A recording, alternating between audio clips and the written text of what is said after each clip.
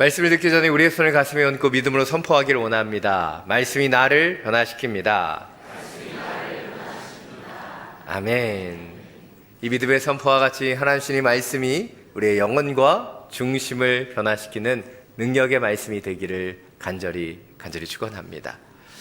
며칠 전 안타까운 소식을 들었습니다. 아역 배우 출신인 김세론 씨가 세상을 떠났다는 그 뉴스를 보게 되었어요. 몇 년 전 음주운전으로 적발되었죠. 사실 이것은 명백하게 잘못한 부분입니다. 그러나 여러 비난과 냉담한 시선 속에 심적인 고통을 이겨내지 못하고 이런 극단적인 선택을 한 그녀의 죽음이 너무나 안타깝게 느껴집니다. 제가 오늘 이런 이야기로 설교를 시작하는 이유는 바로 사도 요한을 통해서 예수님의 편지를 받은 소아시아 7개 교회 성도들이 느꼈던 감정에 대해서 생각해 보기를 원하기 때문이에요. 연예계 많은 사람들이 다 언론의 보도나 대중들의 시선 그리고 그 악플들에 대해서 반응하는 방법이 다 다릅니다. 동일하게 이 편지를 받았던 소아시아 7교회 성도들의 반응도 다 달랐을 거예요. 어떤 사람들은 그 말씀을 듣고 자신의 삶을 변화시켰던 사람도 있었을 것이고 여전히 냉담하게 그 말씀을 듣지 않은 사람도 있었을 것입니다. 또 어떤 사람들은 그 말씀을 듣고 찔리기는 했지만 어떤 변화도 만들어내지 못한 사람도 있었을 것입니다. 특별히 오늘 저는 말씀을 듣고 찔렸지만 그 삶의 변화를 나타내지 못했던 분들에게 초점을 맞추고 싶습니다. 예전에 오늘의 교회 OMC 강사로 오셨던 프랜스 첸 목사님이 이런 말씀을 하셨어요. 세상에서 가장 위험한 일은 말씀을 듣고 찔렸는데 아무것도 하지 않는 것이다. 말씀을 듣고 우리가 찔렸는데 아무것도 하지 않는 것. 그것이 너무나 위험한 일이라는 거예요. 왜일까요? 다음번에 말씀을 듣고 또 찔려도 또 아무것도 안 할 거기 때문에. 왜 이것이 위험합니까? 우리의 삶에 어떤 영적인 변화도 만들어낼 수 없기 때문이에요. 오늘 우리 계시는 이 말씀을 듣고 우리가 찔리기만 하는 것이 아니라 우리의 삶을 변화시킬 수 있는 그런 은혜가 부어지게 되기를 간절히 원합니다. 여러분 14절부터 17절입니다. 다시 한번 함께 읽겠습니다. 너는 라오디게아 교회 사자에게 이렇게 써라. 아멘이시오 신실하고 참된 증인이시오 하나님의 창조의 근원이신 분이 이렇게 말씀하신다. 나는 내 행위들을 알고 있는데 너는 차지도 않고 뜨겁지도 않다. 나는 내가 차든지 뜨겁든지 하기를 바란다. 내가 이렇게 미지근해 차지도 않고 뜨겁지도 않으니 내가 너를 내 입에서 뱉어낼 것이다. 내가 말하기를 나는 부자라 풍족해서 부족한 것이 하나도 없다 하나 너는 자신이 비참하고 불쌍하고 가난하고 눈멀고 벌거벗은 사람임을 알지 못한다. 아멘이시오 신실한 참된 증인이시며 창조의 근원 되신 예수님께서 라오디아 교회 성도들에게 말씀하고 계십니다. 너는 차지도 뜨겁지도 않다. 우리에게 너무나 잘 알려져 있는 말씀입니다. 라오디아 교회 성도들의 영적인 상태를 묘사하신 것이죠. 그렇다면 차지도 뜨겁지도 않은 미지근한 신앙이란 과연 무엇일까요? 예수님께서 이렇게 그들의 영적인 상태를 표현하신 이유를 추론해 보기 위해서 오늘 본문을 조금씩 자세히 살펴볼 필요가 있습니다. 오늘 본문 15절 하반절을 보면 주님이 이렇게 말씀하십니다. 나는 내가 차든지 뜨겁든지 하기를 바란다. 여기서 뜨거운 것은 우리가 이해가 잘 돼요. 그런데 이해하기 어려운 것은 차가운 것이 미지근한 것보다 더 낫다고 말씀하고 계시다는 거예요. 그리고 16절에서 뭐라고 말씀하십니까? 이러한 자들을 주님의 입에서 뱉어내시겠다. 굉장히 강력한 징계입니다. 근데 왜 그렇게 말씀하시는 것일까요? 17절을 보면 알 수 있어요. 오늘 예수님께서 그들에게 그들의 미지근한 신앙에 대해서 지적하시고 그들을 뱉어내시겠다고 하는데 정작 당사자인 라오디게아 교회 성도들은 뭐라고 말하고 있어요? 자신은 부자라서 부족한 것이 없다라고 말하고 있다는 거예요. 우리는 오늘 본문의 이러한 사항을 쉽게 이해할 수 없습니다. 라오디아 교회 성도들은 풍족하고 부족한 것이 없다고, 문제가 없다고 말하고 있는데, 오늘 예수님은 그들을 책망하시며 그들 가운데 진정한 문제가 있기에 그들을 뱉어내시겠다고 경고하고 계시기 때문이에요. 사실 오늘 본문에서 이런 생각을 하면 안 될 것 같은데, 솔직히 자신이 부자라고 생각하고 풍족하고 부족할 것이 없다, 이것이 어떤 상태인가 굉장히 궁금했습니다.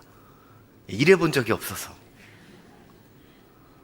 여러분, 우리가 보기에 부자이고 풍족해서 부족한 것이 없는 상태가 너무 좋아 보이지 않습니까? 저만 속물이고 저만 쓰레기입니까?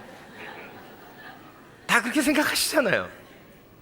우리 다 부자 되고 싶고 부족한 것이 없어, 그렇게 되고 싶지 않습니까? 그런데 예수님의 관점과 예수님의 생각은 다르다는 거예요.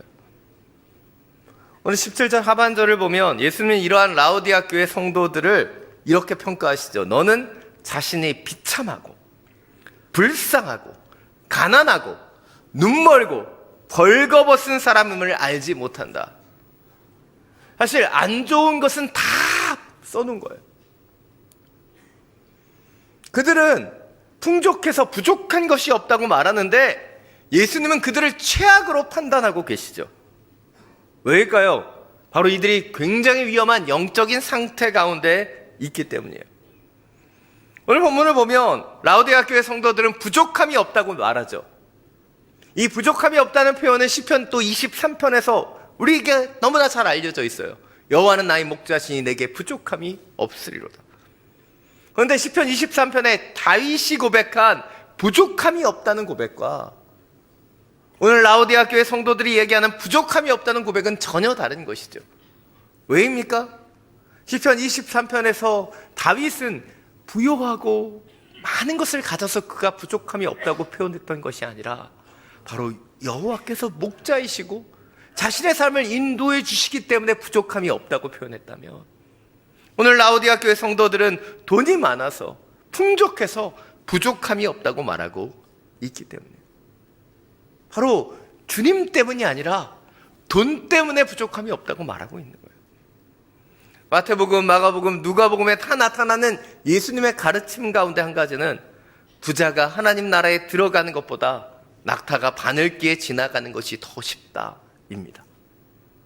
혹시 여러분 가운데 부자가 계시면 굉장히 마음이 불편하실 수 있는데, 그럼에도 불구하고 성경은 이렇게 이야기하고 있어요.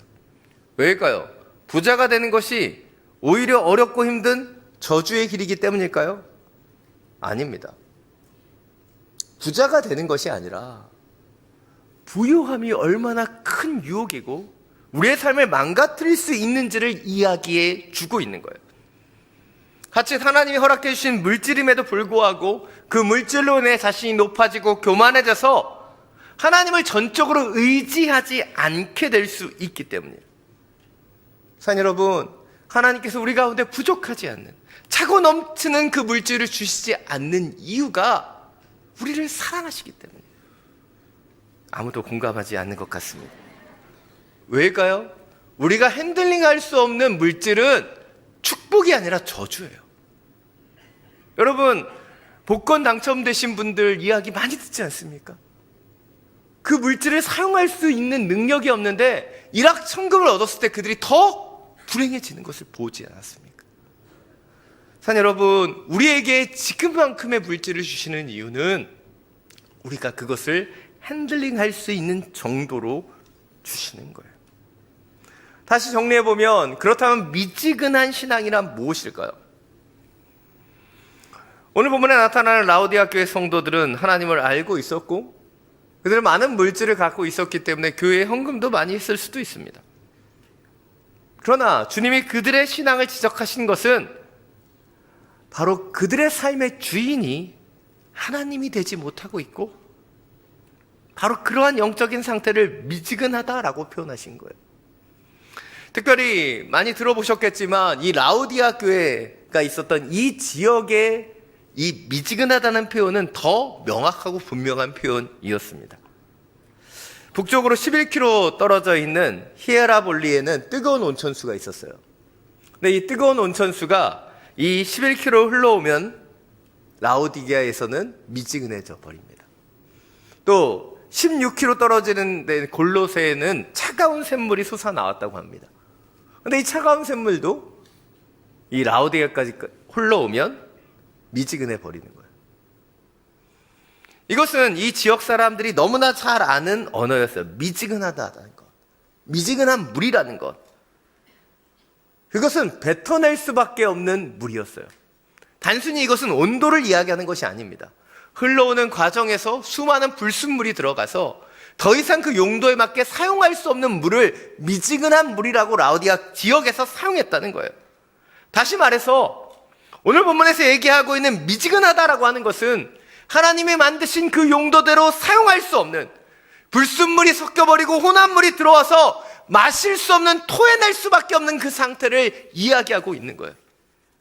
이렇게 해석하면 이 미지근한 상태가 차가운 것보다 더 위험하다는 것을 잘 설명할 수 있는 것이죠.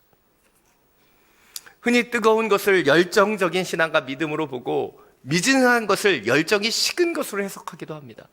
그러나 더 올바른 해석은 바로 이 미지근하게 되는 그 과정 속에 들어오는 혼합주의, 불순물들, 온전히 주님을 보지 못하게 하는 이 영적인 부분들을 이야기하고 계시는 거예요.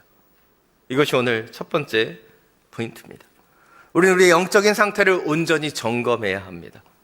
하나님과 재물을 동시에 섬기기를 원하며 미지근해져 버린 우리의 불순물이 섞여져 있는 그 영적인 모습이 있다면 우리는 회개하고 돌이켜야 되는 거예요. 김영구 목사님의 책 바늘길을 통과한 부자라는 책을 보면 우리의 인생의 목표가 부유함이 아니라 거룩함이 되어야 된다고 가르쳐요. 우리는 우리도 모르게 부유한 삶을 꿈꿉니다. 그러나 주님이 우리에게 가르쳐 주신 것은 거룩한 삶이에요. 그리고 이 거룩한 삶은 부유한 삶과 결코 일치하지 않을 수 있습니다. 물론 흔하지 않지만 거룩하게 살아가면서도 부유해질 수 있어요. 그러나 진짜 거룩한 사람들에게 중요한 것은 부유함의 가치가 아니라는 것이에요. 사랑 여러분, 여러분이 진정으로 추구하는 것은 무엇입니까? 거룩함입니까? 부유함입니까? 전에도 한번 말씀드렸지만 얼마 전에 저희 아들이 아빠는 대학 동기들처럼 은행이나 증권회사에 취업했으면 더 좋았을 것 같다고, 그럼 우리 가족이 더 잘 먹고 잘 살지 않았겠냐라고 물어보았어요. 그래서 제가 아이에게 이렇게 얘기했습니다. 아빠가 목사가 되지 않았으면 엄마를 못 만났을 거고 너는 태어나지도 못했다. 저희 아들 수준에 대해서 대답을 했지만 제가 저의 삶의 갈림길에서 이런 선택을 했던 이유는 단 한 가지입니다. 이 땅의 부유함이 아니라 하나님이 원하시는 거룩함이 더 소중한 가치임을 알게 되었기 때문이에요. 사랑 여러분, 여러분의 영적인 상태를 돌아보기를 원합니다. 세상에 발을 디디고 살아가면서 우리는 세상의 것으로 인해 미지근해져 버리는 우리의 모습을 보게 되는 거예요. 영적인 불순물들이 계속해서 이 흘러가는 과정 속에서 묻어나오는 것처럼 이 세상살이에서 우리는 자꾸자꾸 불순물이 우리 가운데 들어오는 것이죠. 그래서 다시 한번 영적으로 깨어나야 되는 거예요. 그래서 그 깨어남을 통해 다시 한번 거룩함과 정결함을 회복할 수 있어야 될 것입니다. 오늘 18절 19절입니다. 다시 한번 함께 읽겠습니다.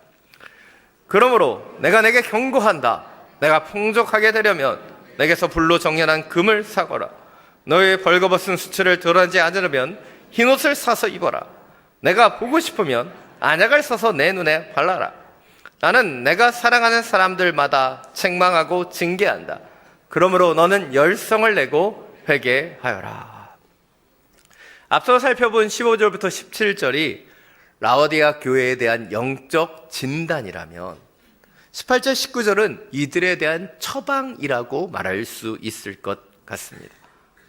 희한하게도 칭찬받은 서머나 교회는 가난했으나 부요했다면 라오디게아 교회는 정반대로 부요했으나 영적으로는 피폐하고 가난해졌습니다. 그래서 여러분 18절에서 예수님은 단서를 거시죠. 내가 풍족하게 되려면. 그들은 부족한 것이 없고 풍요롭다라고 여겼지만 주님은 그들이 진정으로 풍요롭게 되는 것이 무엇인지를 가르쳐주고 계시는 거예요. 그렇다면 예수님께서 라오디아 교회 성도들을 이렇게 판단하시는 이유는 무엇일까요? 그들 가운데 내리는 영적인 처방을 보면 그 이유를 찾아볼 수 있습니다. 예수님은 이들에게 불로 정련한 금을 사라고 얘기하시죠. 그리고 벌거벗은 그들의 몸을 덮을 흰옷을 입으며 당시 라오디아 교회에 유명했었던 그 안약을 그들이 사서 눈에 바르라고 얘기해요. 라오디아 교회는 금이 많은 곳이었고 또 검은 양털이 나는 지역이었으며 그리고 안약으로 유명한 지역이었다고 이야기합니다. 그런 그들에게 주님은 가르쳐 계시는 거예요. 그냥 금이 아니라 정련된 금, 불순물을 제기하는 그 금과 같이 너희가 살아야 되고 너희가 벌거벗은 모습이라면 내가 너에게 준 그 흰옷, 그 구별된 옷을 입어야 되며 그리고 보지 못하고 있는 너희 영적인 상태를 볼 수 있도록 그 안약을 사서 바르라고 말씀하고 계시는 거예요. 그리고 19절 하반절에서 말씀하시죠. 열성을 내고 회개하라. 그들이 지금 열성을 잃어버린 상태였기 때문에. 그렇다면 열성을 잃어버렸다는 것은 무엇일까요? 오늘 라오디아 교회 성도들의 상태를 잘 보여주는 것이 누가복음 12장에 나타나는 부자에 대한 비유입니다. 예수님께서는 이 부자에 대한 비유를 드시죠. 부자는 풍성한 수확 속에서 곡식을 쌓아둘 큰 창고를 지어야겠다고 생각합니다. 그리고 자기 영혼에게 이렇게 말해요. 영혼아, 여러 해 동안 쓸 물건을 많이 쌓아두었으니 편히 쉬고 먹고 마시고 즐겨라. 이런 부자에게 주님은 찾아오셔서 말씀하시죠. 누가복음 12장 20절 21절입니다. 자막을 통해서 함께 읽겠습니다. 제가 안 드린 것 같습니다. 죄송합니다. 그러나 하나님께서 그에게 말씀하셨다. 제가 드렸네요. 예, 다시 읽겠습니다. 시작. 그러나 하나님께서 그에게 말씀하셨다. 이 어리석은 사람아, 오늘 밤 내 영혼을 내게서 찾을 것이다. 그러면 내가 너를 위해 장만한 것들을 다 누가 갖게 되겠느냐? 자기를 위해 재물을 쌓아두면서도 하나님께 대해 부유하지 못한 사람은 이와 같다. 예수님께서 이 비유를 통해서 가르치기를 원하셨던 것은 무엇일까요? 오늘 부자의 관심은 어디에 있습니까? 자신이 먹고 쉬고 즐기는 것에 있어요. 우리가 영적으로 무뎌지는 과정들을 보게 되면 우리의 관심이 우리에게 향합니다. 우리의 울타리가 좁아져요. 그래서 나와 나의 가족을 위한 선택들을 하죠. 근데 반대로 영적으로 깨어나게 되면 어떻게 되냐는 거예요. 하나님을 보고 이웃을 보며 열방을 보게 되며 우리의 영적인 울타리가 넓어지는 것이죠. 오늘 라오디아 교회 그들은 영적으로 피폐해졌습니다. 그들의 관심은 자신의 부유함이었어요. 부족하지 않게 사는 것이죠. 이들은 어디에도 하나님과 이웃에 대한 관심을 보이지 않고 있어요. 그래서 주님은 그들에게 말씀하고 계시는 거예요. 정련한 금과 같이 너희 안에 나를 보지 못하게 하는 그 죄악을 제거하라고 말씀하시는 것이고 벌거벗은 그 모습 속에 주님의 거룩한 옷을 다시 입으라고 말씀하신 것이고 영적인 시야를 회복하기 위해 안약을 넣으라고 가르쳐주고 계시는 거예요. 이것이 오늘 두 번째 포인트입니다. 우리는 우리 자신의 만족과 유익에 머무르는 것이 아니라 하나님의 나라와 영혼들을 바라고 섬기는 진정한 부유함을 회복할 수 있어야 돼요. 오늘 이 모습을 잘 보여주고 있는 것이 우리가 너무나 잘 아는 삭개오가 구원받는 장면이죠. 예수님을 보기 위해 뽕나무에 올라가 있는 그 삭개오를 주님께서는 내려오라고 말씀하시고 내가 오늘 너희 집에 거하겠다 말씀하시죠. 그리고 이렇게 예수님을 만난 삭개오가 뭐라고 고백합니까? 누가복음 19장 8절입니다. 19장 8절 함께 읽겠습니다. 삭개오는 서서 주께 말했습니다. 주여 보십시오. 제 소유물의 반을 떼어 가난한 사람들에게 주겠습니다. 누군가를 속여 얻은 것이 있다면 네 배로 갚겠습니다. 예수님을 만난 삭개오는 달라졌어요. 자신의 배를 불리던 세리장이 아니라 가난한 자들과 자신이 속인 자들에게 자신의 것을 나눠주겠다라고 고백하고 있는 거예요. 바로 예수님을 통해서 그의 거룩한 열정이 회복되었기 때문에, 그 거룩한 열정이 회복되면 자신의 것을 나눌 수 있게 되는 거예요. 전 국가대표 축구선수이자 해설위원인 이영표 집사님이 생각이 내가 된다라는 책에서 이런 고백을 합니다. 자신이 생각한 공평이란 배고픈 아이 3명 앞에 놓인 3개의 빵을 하나씩 나누어 주는 것이라는 거예요. 3개의 빵을 한 아이당 하나씩 나눠주는 것이 얼마나 공평한 일입니까? 그런데 그런 공평한 일들이 이 땅 가운데 일어나지 않아서 너무 힘이 들었다는 것이죠. 그런데 어느 날 하나님의 방법이 달랐다는 것을 깨닫게 되었다는 거예요. 하나님은 3개의 빵을 한 아이에게 모두 주시고 그리고 그 아이에게 말씀하신다는 거예요. 나누어 주라. 바로 이 나눔이 세상에 하나님의 공평을 이루는 방법이다라고 이야기하고 있습니다. 하나님은 하나님의 사람들에게 물질과 재산과 시간과 열성을 주셨어요. 그리고 그들에게 말씀하고 계십니다. 그것을 나누어 주어라. 그런데 오늘 라오디아 교회 성도들은 그 사명을 잃어버리고 있는 것이죠. 산 여러분, 우리는 지금 사명을 잃어가고 있지는 않습니까? 나와 내 가족이 소중합니다. 그러나 주님은 우리가 영적인 울타리를 넓혀가기를 원하세요. 나만을 위한 인생이 아니라 영혼을 바라보며 영혼을 섬기는 자가 되라고 우리에게 가르쳐주고 계시는 거예요. 우리에게도 정연한 금이 필요합니다. 거룩한 흰옷이 필요하고 안약이 필요해요. 그래서 다시 한번 우리의 신앙을 새롭게 정연해야 되고 거룩한 흰옷을 입어야 되며 안약으로 주님의 영적인 시선을 회복해야 될 거예요. 사랑 여러분, 다시 한번 그 거룩한 열정으로 주님께서 우리에게 맡겨주신 영혼들을 바라보며 섬길 수 있는 진정한 나눔이 우리를 통해 이루어지게 되기를 간절히 축원합니다. 마지막으로 20절 22절입니다. 함께 읽겠습니다. 보라, 내가 문 앞에 서서 두드리니 누구든지 내 음성을 듣고 문을 열면 내가 들어가서 그와 함께 먹고 그는 나와 함께 먹을 것이다. 이겨낸 사람에게는 내가 이긴 후에 내 아버지와 함께 그분의 보좌에 앉을 것 같이 내가 내 보좌에 나와 함께 앉게 할 것이다. 귀 있는 사람은 성령의 교회들에게 하시는 말씀을 들어라. 아멘. 오늘 20절 말씀은 우리에게 너무나 잘 알려져 있는 말씀입니다. 요절로 외웠던 분들도 많을 거예요. 제가 늘 말씀드리지만 아는 것과 사는 것은 전혀 다른 이야기예요. 오늘 본문을 잘 보십시오. 예수는 문 앞에 서서 두드린다라고 말씀하세요. 그런데 놀라운 것이 있어요. 주님은 문을 두드리는데 뭐라고 얘기합니까? 내 음성을 듣고 문을 열라고 말씀하고 계시는 거예요. 문만 두드리는데 어떻게 주님의 음성을 들어요? 이해되지 않습니까? 다 이해되세요? 예, 제가 앞으로 잘 섬기도록 하겠습니다. 예수님이 문을 두드리는데 어떻게 음성을 듣고 인식할 수 있을까요? 예수님이 문을 두드리는 소리는 좀 다른 것일까요? 문을 두드리면서 주님이 말씀하셨기 때문일까요? 먼저 두드린다라고 하는 표현을 헬라어로 보면 한 번 두드리는 것이 아니죠. 계속해서 지속적으로 두드리는 것을 의미합니다. 또한 오늘 본문에서는 음성으로 번역된 헬라어 포네스는 음성이라는 의미도 있지만 인격적인 말씀의 의미로도 사용됩니다. 다시 말해서 주님이 우리의 마음속에 노크하고 계시고 인격적인 당신의 말씀을 주심을 통해서 당신께로 더 나아오라고 가르쳐주고 계시는 거예요. 특별히 오늘 본문은 주님을 알지 못하는 사람들에게 주신 말씀이 아닙니다. 라오디아 교회 성도들과 같이 이미 믿고 주님을 아는 자들에게 주셨다는 거예요.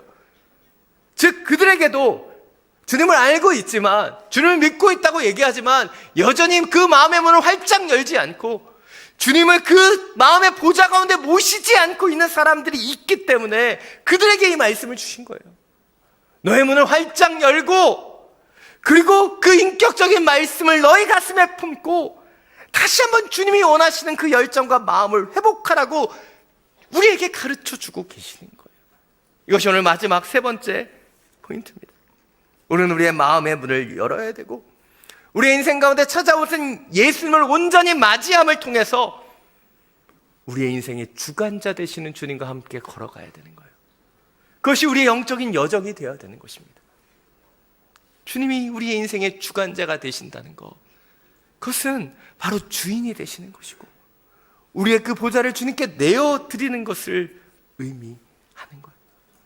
그리고 더불어 함께 살아간다는 것, 그것은 주님과의 날마다의 교제, 주님과의 날마다의 예배를 통해서 우리가 걸어가야 됨을 가르쳐주고 계시는 거예요. 사랑하는 여러분, 왜 우리가 주님과 더불어 함께 먹고 마시고 함께 살아가야 하는 것일까요? 그렇지 않으면 우리도 라오디아 교회 성도들처럼 자신의 만족과 유익을 구하며 살아가게 되고 세상의 것에 심취해 혼탁해져 버리기 때문에, 그래서 우리는 깨어 있어야 되고 다시 한번 더불어 주님과 함께 살아감을 통해 거룩한 열정과 사명을 회복해야 하는 것입니다. 왜 그들이 피폐해졌는지, 왜 그들이 미지근한 신앙을 갖게 되었는지 다시 한번 돌아보십시오. 그리고 우리가 그들의 뒤를 따라가지 않고 예수님을 따라갈 수 있게 되기를 원합니다.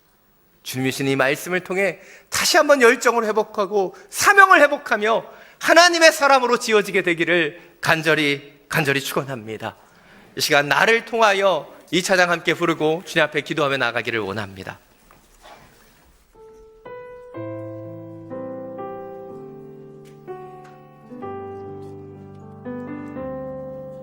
지금 서 있는 이곳에서 높임을 받으소서. 내가 밟는 땅 주님의 땅이니 하늘이 주의 이름 높이 올리며 넓은 바다가 주를 노래해. 모든 만물 주를 경배해. 모든 입술 주를 찬양해.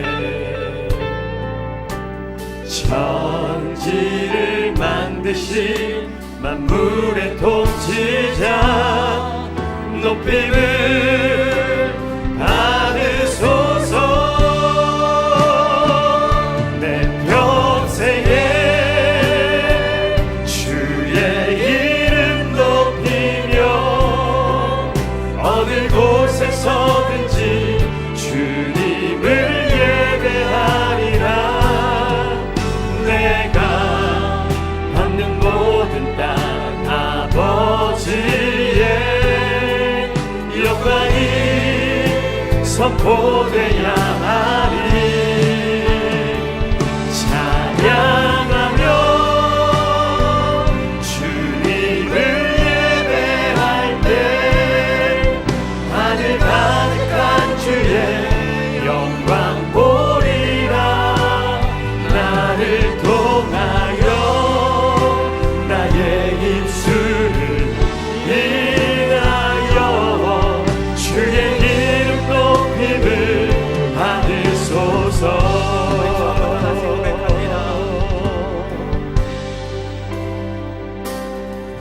지금 서 있는 이곳에서 높임을 받으소서.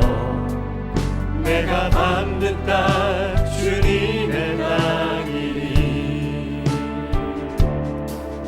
하늘이 주의 이름 높이 올리며 넓은 바다가 주를 노래해.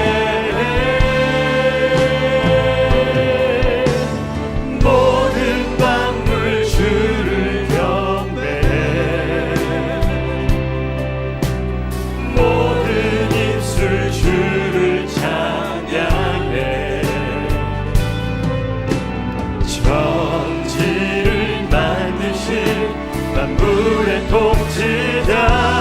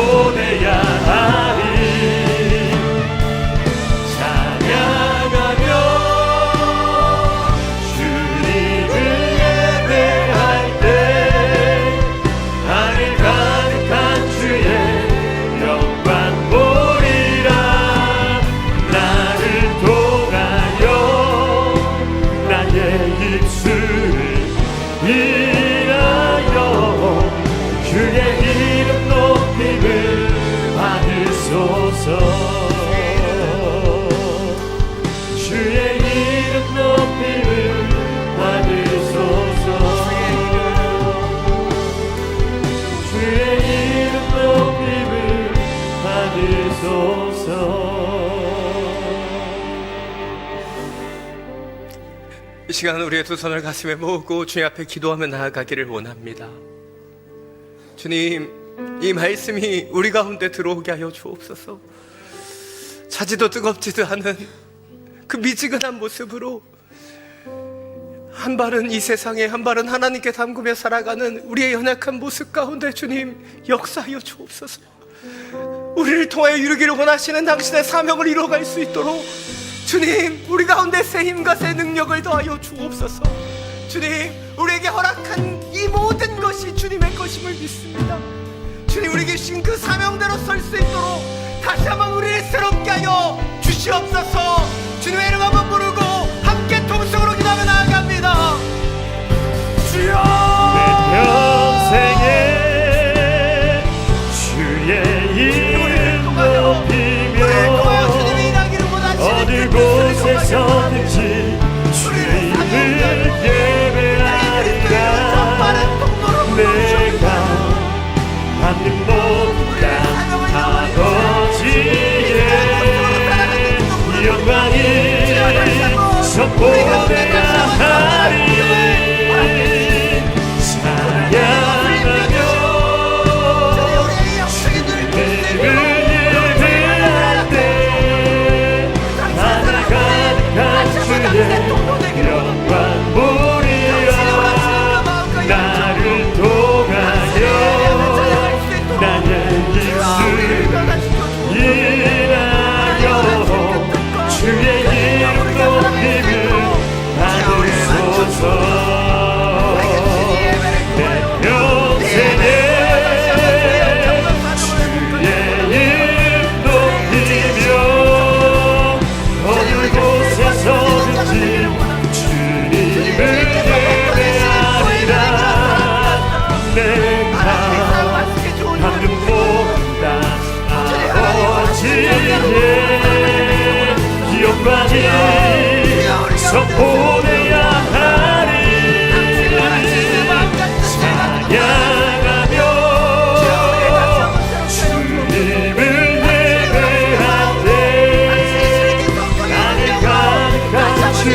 영광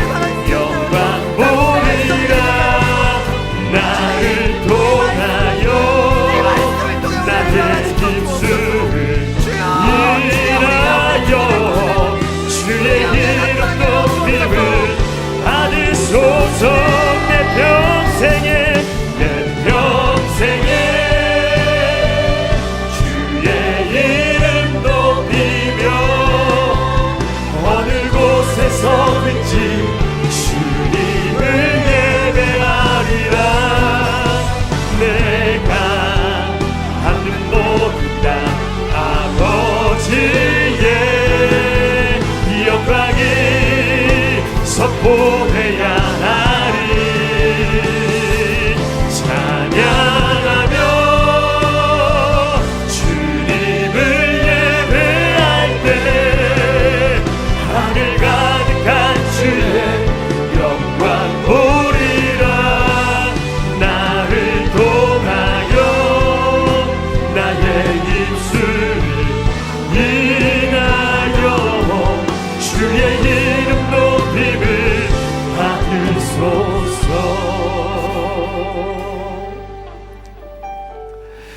사랑이 많으신 주님, 우리의 평생에 당신의 이름을 높이며 당신을 찬양하며 예배하며 살아가기를 원합니다.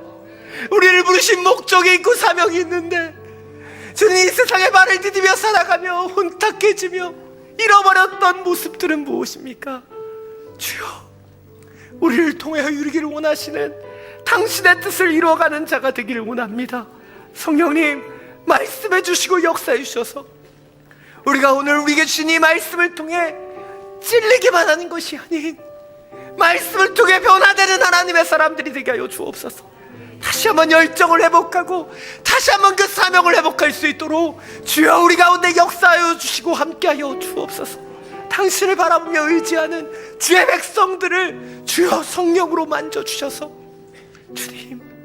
주님과 함께 먹고 마시며 주님이 주시는 온전한 은혜 속에 날마다 성장하며 나아가는 믿음의 사람들 되게 하여 주시옵소서. 길이요 진리요 생명 되시는 우리 주 예수 그리스도 이름으로 기도드립니다.